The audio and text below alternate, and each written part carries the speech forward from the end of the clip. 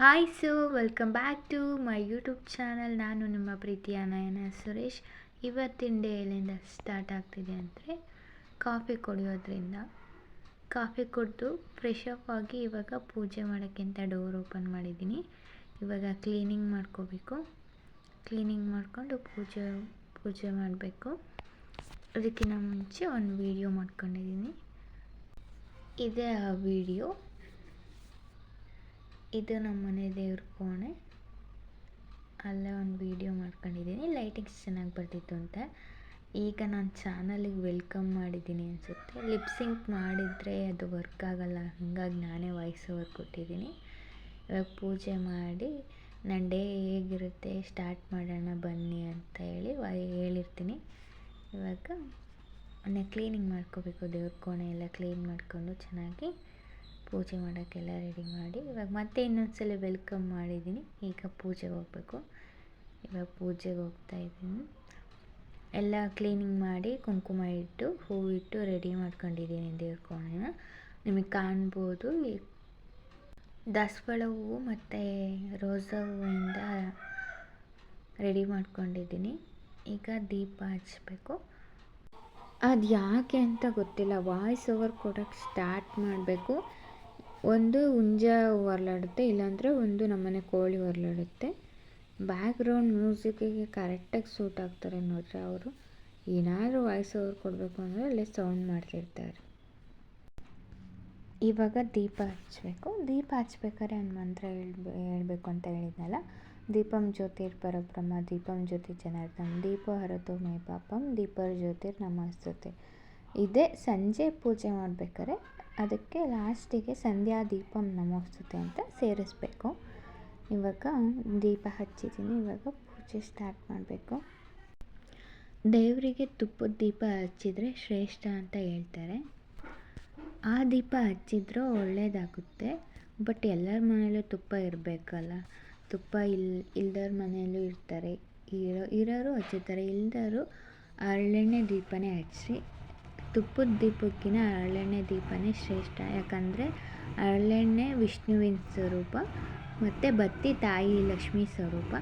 ಹಾಗಾಗಿ ಅವೆರಡನ್ನೂ ಹಚ್ಚೋದ್ರಿಂದ ತುಂಬ ಒಳ್ಳೆಯದಾಗುತ್ತೆ. ದೇವರಿಗೆ ಇಷ್ಟ ಆಗುತ್ತೆ.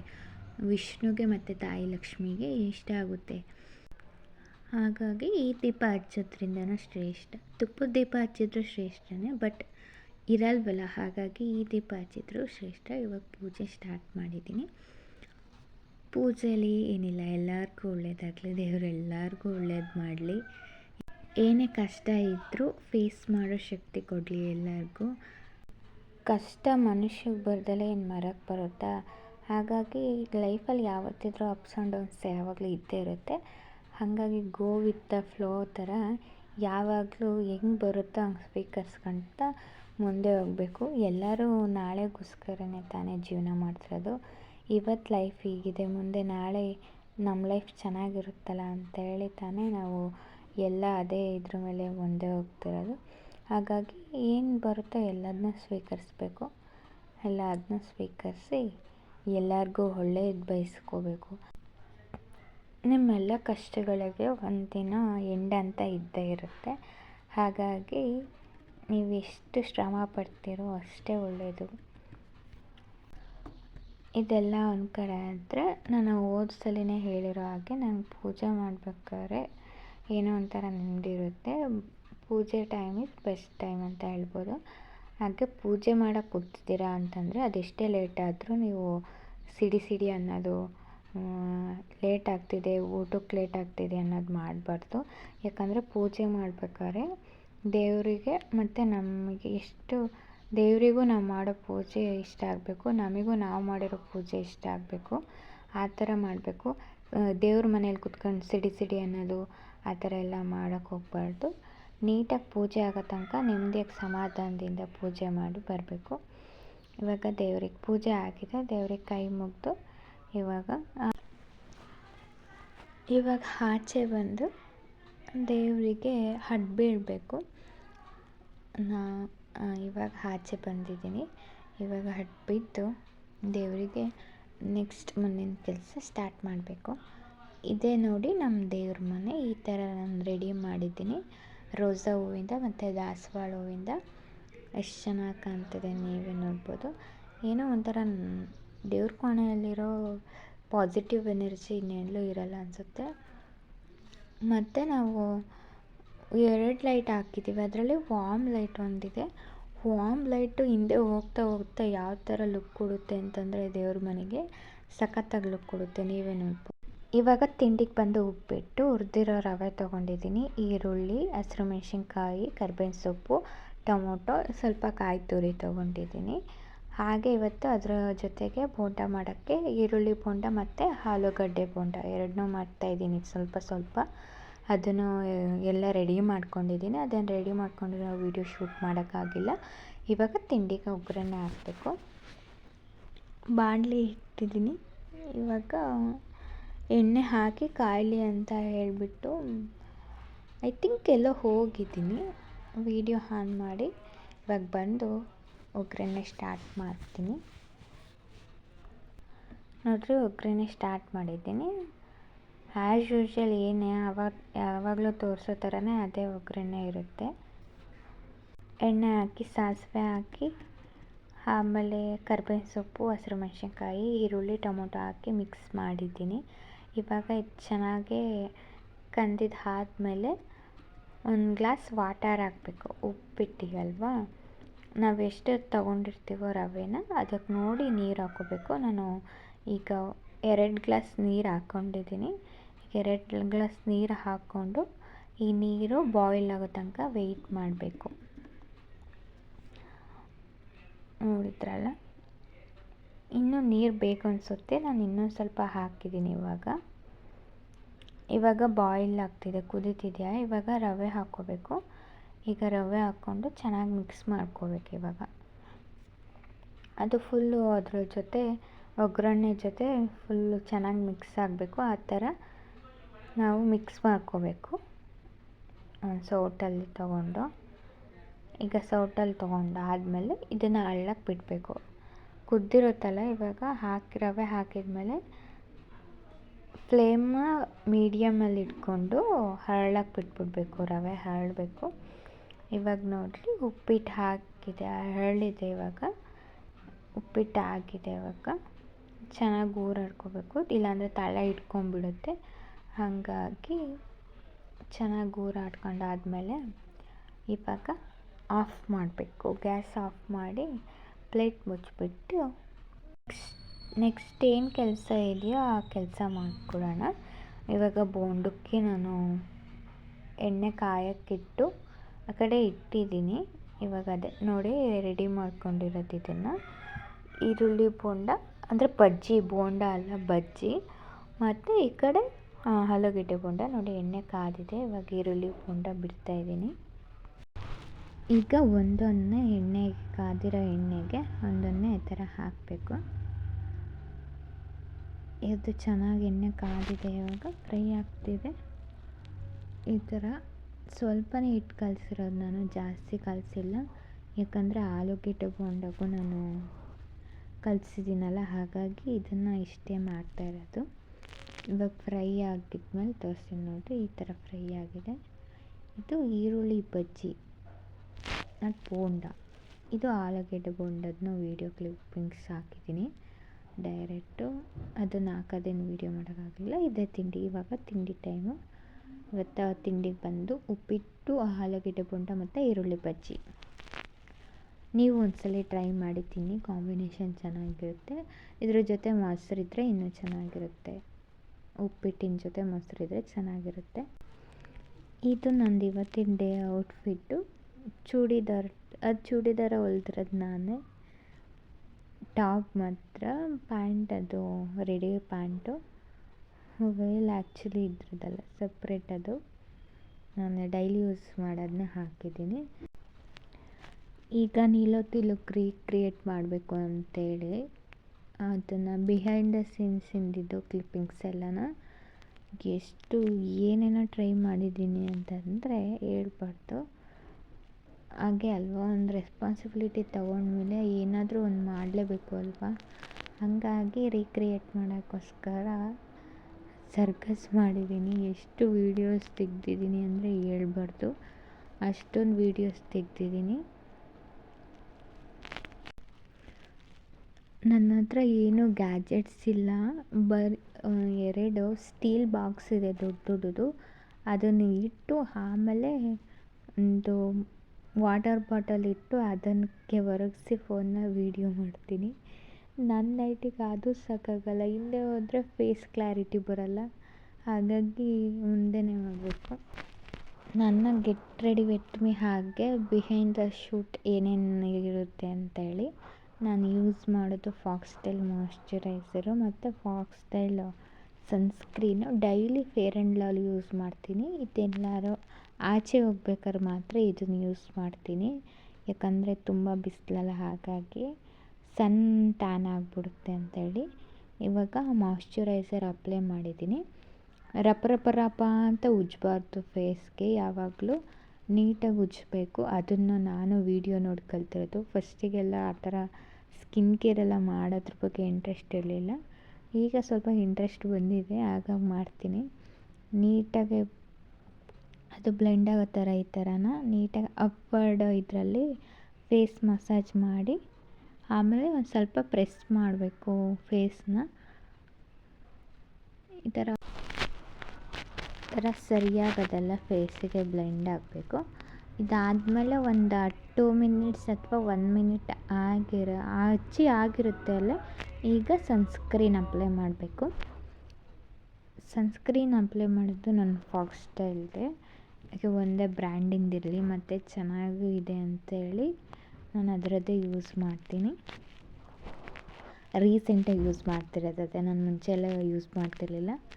ಫೇರ್ ಆ್ಯಂಡ್ ಲವ್ಲಿನೂ ಯೂಸ್ ಮಾಡ್ತಿರಲಿಲ್ಲ, ನನಗೆ ಅವಾಗ ಕಾಲೇಜ್ ಡೇಸಲ್ಲಿ ಗೊತ್ತೇ ಆಗಲಿಲ್ಲ, ತುಂಬ ನೆಗ್ಲೆಕ್ಟ್ ಮಾಡಿದ್ದೆ ಅವಾಗೆಲ್ಲನ. ಡಿಗ್ರಿಲೆಲ್ಲ ಯೂಸ್ ಮಾಡ್ತಾಯಿದ್ದೆ. ಫಸ್ಟ್ PU ಸೆಕೆಂಡ್ PU ಅಲ್ಲಿ ಫೇಸ್ ವಾಶ್ ಮಾಡಿಕೊಂಡು ಹಣೆಗೆ ಇಟ್ಕೊಂಡು ಹಂಗೆ ಹೋಗ್ಬಿಟ್ಟಿದ್ದೆ ಕಾಲೇಜಿಗೆ. ಡಿಗ್ರಿಲೆಲ್ಲ ಯೂಸ್ ಮಾಡಿದ್ದೀನಿ. ಈಗ ನೆಗ್ಲಿಜೆನ್ಸಿ ಬಿಟ್ಟು ಸ್ಕಿನ್ ಕೇರ್ ಸ್ಟಾರ್ಟ್ ಮಾಡಿದ್ದೀನಿ. ಇವಾಗ ನೋಡಿ ಅಪ್ಲೈ ಮಾಡಿದ್ದೀನಿ. ಇವಾಗ ನೆಕ್ಕಿಗೆ ಅಪ್ಲೈ ಮಾಡೋದು ಇಂಪಾರ್ಟೆಂಟ್ ಇರುತ್ತೆ. ಬಿಸಿಲಿಗೆ ಹೋಗೋಕ್ಕಿಂತ ಮುಂಚೆ ಅರ್ಧ ಗಂಟೆ ಮುಂಚೆ ಅಪ್ಲೈ ಮಾಡಬೇಕು ಸನ್ಸ್ಕ್ರೀನ, ಬೆಸ್ಟ್ ರಿಸಲ್ಟ್ ಬೇಕು ಅಂತ. ಆಮೇಲೆ ತುಂಬ ಹೊತ್ತು ಬಿಸಿಲಲ್ಲಿ ಇರ್ತೀರ ನೀವು ಅಂತಂದರೆ 2 ಅವರ್ಸಿಗೆ ಒಂದ್ಸಲ ಅಪ್ಲೈ ಮಾಡಬೇಕು, ಫೇಸ್ ಚೆನ್ನಾಗಿರಬೇಕು ಅಂತಂದರೆ. ನೋಡಿ ಇವಾಗ ಅಪ್ಲೈ ಮಾಡಿದ್ದೀನಿ. ಇದಾದಮೇಲೆ ಒಂದು ಸ್ವಲ್ಪ ಹೊತ್ತಾದಮೇಲೆ ಗ್ಲೋ ಸ್ಟಾರ್ಟ್ ಆಗುತ್ತೆ ಫಾಕ್ಸ್ಟೈಲ್ ಸನ್ಸ್ಕ್ರೀನಿಂದು. ಫೇಸ್ ಮೇಲೆ ಅದು ಗೊತ್ತಾಗುತ್ತೆ ಗ್ಲೋ ಯಾವ ಥರ ಅಂತ, ನೀವೇ ವಿಡಿಯೋದಲ್ಲಿ ನೋಡಿ ಗ್ಲೋ ಯಾವ ಥರ ಬರುತ್ತೆ ಅಂತ ಹೇಳಿ. ಈಗ ನಾನು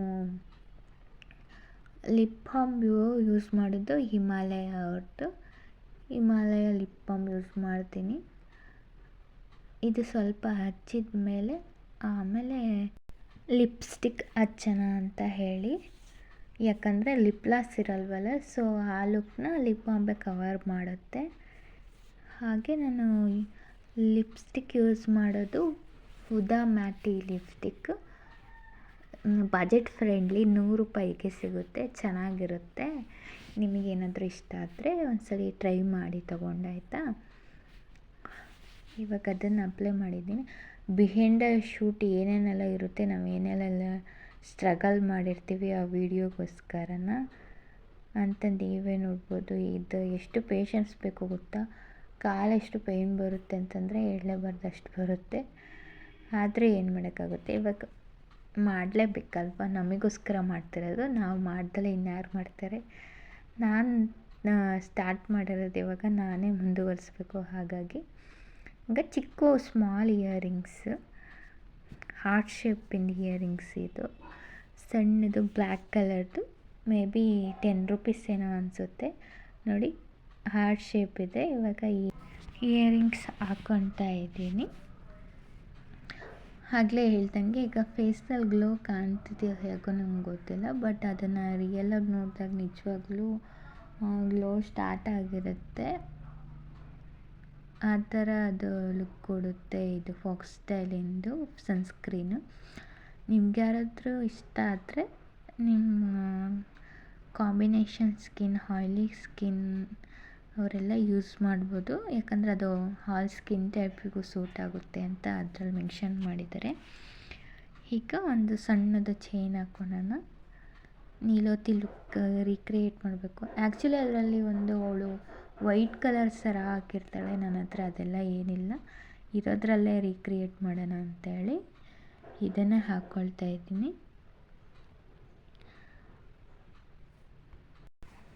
ಹಾಕ್ಕೊಂಡಿದ್ದೀನಿ ಇವಾಗ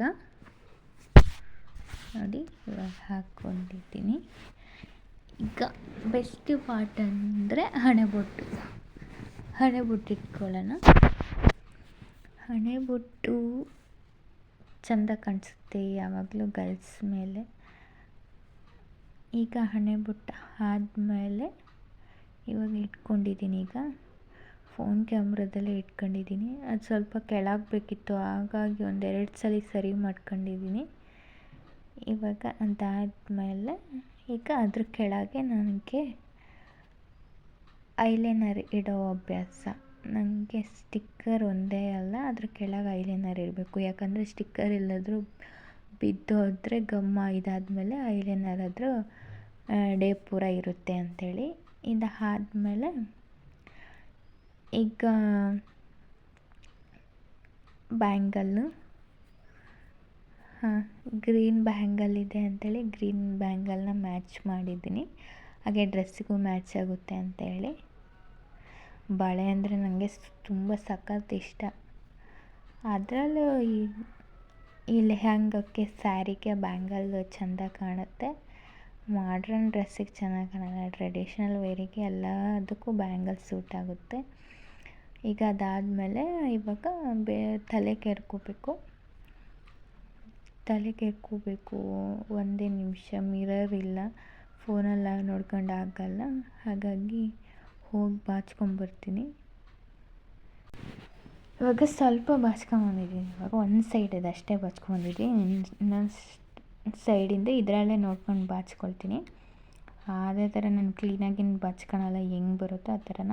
ತಲೆ ಕೂದಲು ಬೇರೆ ಹಾರಿಲ್ವಲ್ಲ, ನೆಂದಿದೆಯಲ್ಲ. ಇವಾಗ ಹಂಗೆ ಸ್ವಲ್ಪ ಇದು ಮಾಡಿಕೊಂಡು ಒಂದೇ ಒಂದು ಕ್ಲಿಪ್ ಹಾಕ್ಕೊಂಡು ಜಡೆ ಹಾಕೊಂಡ್ರೆ ಮುಗೀತು. ಬಕ್ತಲೆ ತೆಗ್ದಿದ್ದೀನಿ. ಈಗ ಹೇಳಬೇಕು ಅಂತಂದರೆ ಹಳೆ ಕಾಲದವರೆಲ್ಲ ಬಕ್ತಲೆ ತಗೊಂಡು ರೆಡಿ ಆಗ್ತಾರೆ. ಈಗ ಅದೆಲ್ಲ ಇಷ್ಟ ಆಗಲ್ಲ ಈಗಿನ ಕಾಲದ ಹುಡುಗಿಯರಿಗೆಲ್ಲನ. ನಾನು ರೀಕ್ರಿಯೇಟ್ ಮಾಡಬೇಕಲ್ಲ ಅಂತೇಳಿ ಬಕ್ತಲೆ ತೆಗ್ದಿರೋದು. ನಾನು ಏನು ತೆಗಿಯಲ್ಲ, ಸುಮ್ಮನೆ ಏರ್ನ ಫುಲ್ ಹಂಗೆ ಬಾಚೋದೇ ಒಂದಿದು. ಬಕ್ತಲೆ ಕ್ರಾಫ್ಟ್ ತೆಗಿತೀನಿ, ನನಗೆ ಕ್ರಾಫ್ಟ್ ಚೆನ್ನಾಗಿ ಕಾಣುತ್ತೆ ಅಂಥೇಳಿ. ಇದು ವಿಡಿಯೋ ಶೂಟಿಗೆ ಮಾತ್ರ ಬಕ್ತಲೆ ತೆಗ್ದಿದ್ದೀನಿ. ಈಗ ಜಡೆ ಹಾಕ್ಕೋಬೇಕು.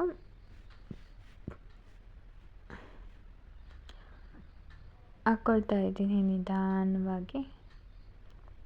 ಒಬ್ಬಳೇ ಅಲ್ಲ ಇರೋದು, ಹೆಲ್ಪಿಗೆ ಯಾರಾದರೂ ಇದ್ದರೆ ಬಡಬಡ ಅಂತ ಕೆಲಸ ಆಗುತ್ತೆ. ಒಬ್ಬಳೇ ಹಾಕ್ಕೋಬೇಕು ಅಂದರೆ ತಲೆ ಬೇರೆ ಹಾರಿರಲ್ವಾ, ಸ್ವಲ್ಪ ಲೇಟ್ ಆಗುತ್ತೆ. ಅಡ್ಜಸ್ಟ್ ಮಾಡಿಕೊಡ್ರಿ. ಕರ್ಲಿ ಹೇರ್ ನಂದು ಸ್ನಾನ ಮಾಡಿದಾಗ ಹೋಗ್ತಾ ಕೆರಿತಾ ಒಂಥರ ಕರ್ಲಿ ಹೇರ್ ಅನಿಸಲ್ಲ, ಬಟ್ ಸ್ನಾನ ಮಾಡಿದಾಗ ನೂಡಲ್ಸ್ ಥರ ಇರುತ್ತೆ ಹೇರು. ಏರ್ ಫಾಲ್ ಆಗಿ ನಂದು ಹೇರ್ ಈ ಥರ ಇದೆ. ಫಸ್ಟಿಗೆ ಸಖತ್ತಾಗಿತ್ತು, ಅದೇನೋ ಗೊತ್ತಿಲ್ಲ, ಹಾಸ್ಟೆಲ್ ನೀರಿಗೆಲ್ಲ ಉದ್ರೋಗಿ ಸದ್ಯಕ್ಕೆ ಇಷ್ಟಿದೆ. ಯಾವಾಗಲೂ ತುರುಬು ಕಟ್ಟಿರ್ತಿದ್ದು ನಾನು, ಜಡೆ ಹಾಕೋದೇ ಅಪರೂಪ. ಈ ಥರ ವೀಡಿಯೋ ಶೂಟಿಂಗ್ ಮಾತ್ರ ಜಡೆ ಹಾಕಿದ್ದೀನಿ ಅಷ್ಟೇ, ಯಾಕಂದರೆ ಅದರಲ್ಲಿ ಅವಳು ಜಡೆ ಹಾಕಿರ್ತಾಳೆ ಅದಕ್ಕೆ. ಇವಾಗ ಜಡೆ ಹೆಣ್ಕೊತಾ ಇದ್ದೀನಿ. ಇವಾಗ ಆಯಿತು, ಫೈನಲಿ ಮುಗೀತಿರೋದು. ಇವಾಗ ರಿಬ್ಬನ್ ಹಾಕ್ಕೊತಾ ಇದ್ದೀನಿ. ಇವಾಗ ರಿಬ್ಬನ್ ಹಾಕ್ಕೊಂಡು ಅದನ್ನು ಸ್ವಲ್ಪ ಕೆರ್ಕೊಂಡು ಈಗ ಹಣೆಗೆ ಇಟ್ಕೊಂಡ್ಬಿಟ್ರೆ ವಿಭೂತಿನ ನೀಲೋತಿ ಲುಕ್ಕು ಫೈನಲ್ ಆಗೋಯ್ತು. ನೋಡ್ರಿ ಏನೆಲ್ಲ ಸರ್ಕಸ್ ಮಾಡಬೇಕು ಅಂತ ಹೇಳಿ. ಆಯಿತು, ಫೈನಲ್ ಲುಕ್ ಈ ಥರ ಇದೆ. ಇದ್ರದ್ದು ನಾನು ಒಂದು ವಿಡಿಯೋ ಮಾತ್ರ ಅಪ್ಲೋಡ್ ಆಗಿದೆ ಯೂಟ್ಯೂಬ್ ಚಾನಲಲ್ಲಿ, ನೀವು ನೋಡ್ಬೋದು ಯಾವ ಥರ ಇರುತ್ತೆ ಅಂತ. ಅದರಲ್ಲಿ ಸ್ಮಾಲಾಗೇ ಇದೆ. ಇದು ವಿಡಿಯೋ ಶೂಟಿಗೆ ಏನೇನು ಬೇಕು ಅಂತ ಸ್ವಲ್ಪ ರೀಲ್ಸ್ ಮಾಡಿದ್ದೀನಿ, ನೋಡಿದ್ರಲ್ಲ. ಬಿಹೈಂಡ್ ದ ಶೂಟ್ ಏನೇನೆಲ್ಲ ಇರುತ್ತೆ ಅಂಥೇಳಿ ನೋಡಿರಿ. ಕ್ಯಾಮ್ರಾಮನ್ ಇರಲ್ಲ, ಏನಿರಲ್ಲ, ಏನು ಬರ್ತಾ ಇದೆ ಅಂತ ದೂರ ಹೋದರೆ ಗೊತ್ತಾಗಲ್ಲ, ಎಲ್ಲ ಶೂಟ್ ಮಾಡಬೇಕು. ಆದರೂ ಮಾಡ್ರನ್ ಡ್ರೆಸ್ಗಿನ ಚೂಡಿದಾರಲ್ಲೇ ಚೆನ್ನಾಗಿ ಕಾಣ್ತಾ ಇದ್ದೀನಿ ಅನಿಸುತ್ತೆ. ನಾನು ಮಾಡ್ರನ್ ಡ್ರೆಸ್ ಯಾವತ್ತೂ ಯೂಸ್ ಮಾಡಿಲ್ಲ, ಬಟ್ ಎರಡೂ ಚೆನ್ನಾಗಿ ಕಾಣುತ್ತೆ ಅನಿಸುತ್ತೆ ನನ್ನ ಮೇಲೆ ನನಗೆ ಲವ್ ಇರಬೇಕು ಫಸ್ಟು. ಹಾಗಾಗಿ ನೋಡಿ, ಸ್ವಲ್ಪ ರೀಲ್ ಕ್ರಿಯೇಟ್ ಮಾಡೋಕ್ಕೋಸ್ಕರ ಇದನ್ನು ಆ್ಯಕ್ಟಿಂಗ್ ಮಾಡಿದ್ದೀನಿ. ಚೆನ್ನಾಗಿಲ್ಲ ಅಂತಂದರೆ ಬೈಕೋಬೇಡಿ, ಏನೋ ಕ್ರಿಯೇಟ್ ಮಾಡಬೇಕಲ್ವಾ, ಏನಾದರೂ ಒಂದು ಕ್ರಿಯೇಟಿವಿಟಿ ಇರಬೇಕಲ್ಲ. ಹಾಗಾಗಿ ಏನು ಬರಲ್ಲ ಅದನ್ನು ಹೊಸ್ದಾಗಿ ಕಲಿಬೇಕು, ಆವಾಗಲೇ ತಾನೇ ಏನಾದರೂ ಒಂದು ನಾವು ಕಲಿಯೋಕ್ಕಾಗೋದು. ಏನೂ ಬರಲ್ಲ ಅಂತ ಇದ್ದರೆ ಏನೂ ಬರಲ್ಲ ಲೈಫ್ ಲಾಂಗು. ಇಲ್ಲ ನನಗೆ ಬರುತ್ತೆ, ನಾನು ಮಾಡೇ ಮಾಡ್ತೀನಿ ಅಂತಂದರೆ ಏನು ಬೇಕಾದರೂ ಕಲಿಬೋದು. ಲೈಕ್ ಆ್ಯಕ್ಟಿಂಗ್ ಏನಾದರೂ. ನನಗೆ ಆ್ಯಕ್ಟಿಂಗ್ ಏನೂ ಬರಲ್ಲ, ಬಟ್ ವೀಡಿಯೋ ಶೂಟು, ಆ ರೀಲ್ ಶೂಟಿಗೋಸ್ಕರ ಸ್ವಲ್ಪ ಕಲ್ತ್ಕೊಂಡು ಹಾಗೇನ ರೀಲ್ ಶೂಟ್ ಮಾಡಿದ್ದೀನಿ, ಮುಗಿಸಿದ್ದೀನಿ. ಇವಾಗ ರೀಲ್ ಶೂಟ್ ಆಯಿತು, ಮನೆ ಕೆಲಸ ಎಲ್ಲ ಮುಗಿಸಿ ನೈಟ್ ಇವಾಗ ಊಟಕ್ಕೆ ಮುದ್ದೆ, ಚಟ್ನಿ ಮತ್ತು ಮಾವಿನ ಹಣ್ಣು. ಫುಲ್ ಟಯರ್ಡ್ ಆಗಿತ್ತು, ಮನೆ ಕೆಲಸದ್ದೆಲ್ಲ ಏನೂ ಕ್ಯಾಪ್ಚರ್ ಮಾಡಿಲ್ಲ. ಫೈನಲ್ ಊಟ ಆಗಿದೆ. ಇವಾಗ ಮ್ಯಾಂಗೋ ಸೀಸನ್ ಅಲ್ಲ, ಹಾಗಾಗಿ ಮ್ಯಾಂಗೋಸ್ ತಂದಿದ್ರು ಊರಿಂದ, ಅದನ್ನು ತಿಂದಿದ್ದೀನಿ. ಇವಾಗ ಮುದ್ದೆ ಚಟ್ನಿ ಊಟ ಮಾಡಿ ಇವತ್ತಿನ ಡೇ ಇಷ್ಟೇ.